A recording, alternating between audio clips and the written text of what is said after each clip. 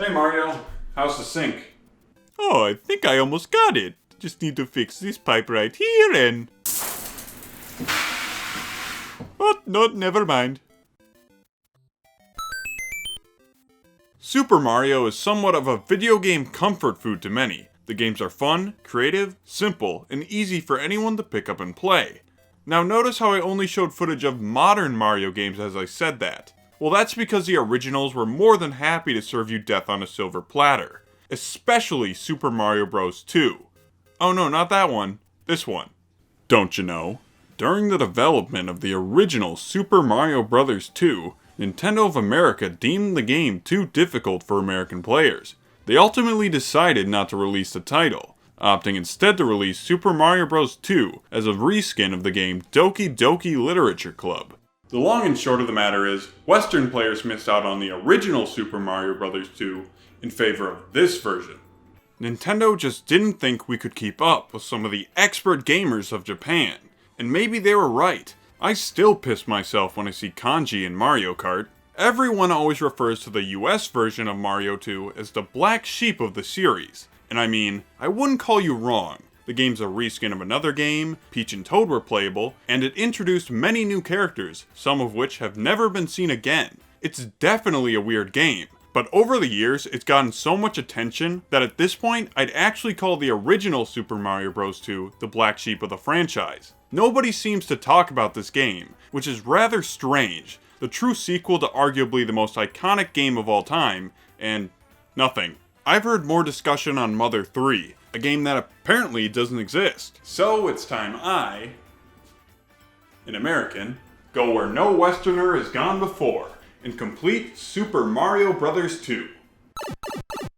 Man, what a tone setter. It's Super Mario Bros., but not. The sprite work is oh so familiar, but includes just enough differences to intrigue my gamer brain. Staying idle, we'll also notice that a paratroopa almost sends Mario into a casket.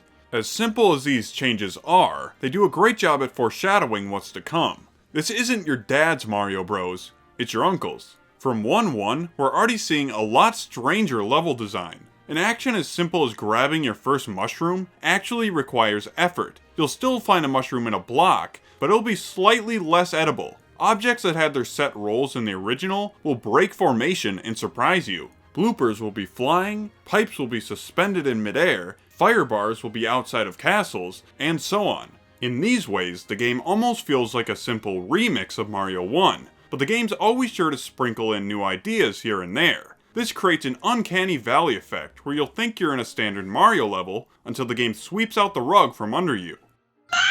Oh, and about that difficulty.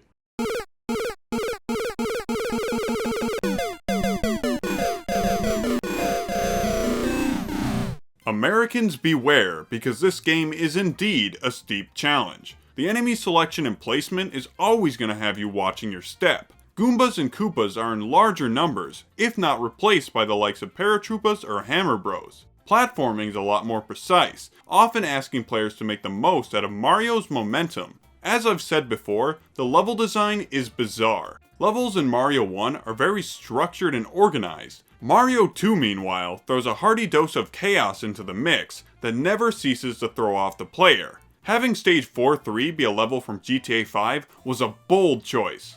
So yeah, it's unpredictable, but that isn't to say the level design is bad. It's still incredibly fun and inventive, but there are definitely moments where you can tell that it wasn't as meticulously planned out as the original. There are also points where you can tell that the developers were just deliberately messing with the player, but it never comes off as too harsh or mean-spirited. The warp zones return, but can be a little more tedious to access this time around.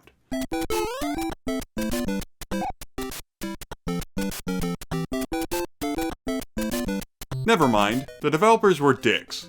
The only downright awful mechanic comes from a few select stages. Some levels run on a loop until you travel the right path or find the secret exit. You'll need to use all zero context clues to solve these puzzles.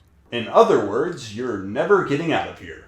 Luckily, I have Google. But if you played Mario 2 when it originally came out, I'd be willing to bet that this was a major roadblock, especially considering you're on a timer. Some more wacky platforming, falling down pits, and a few Google searches later, and we've saved the princess. As a token of her gratitude, she summons her army of toads who send us into purgatory.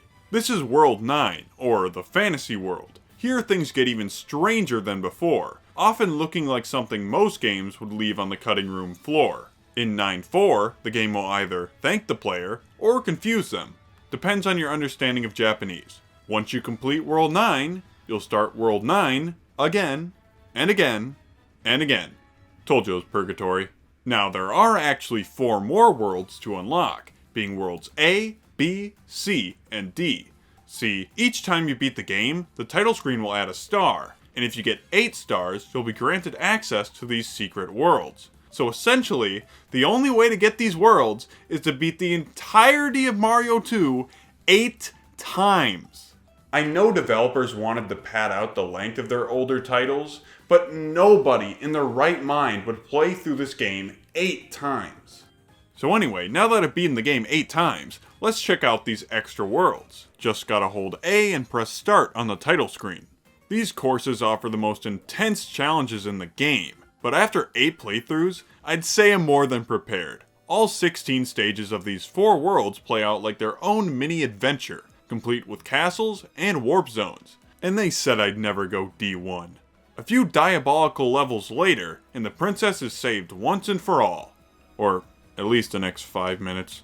And wouldn't you know it, I almost forgot to mention Luigi. Luigi acts as a unique playable character in this title, debuting his higher jump and tractionless shoes. These are actually great trade-offs. His improved jump height makes some of the game's worst obstacles a lot easier, while his slippery shoes make pinpoint platforming an even steeper challenge.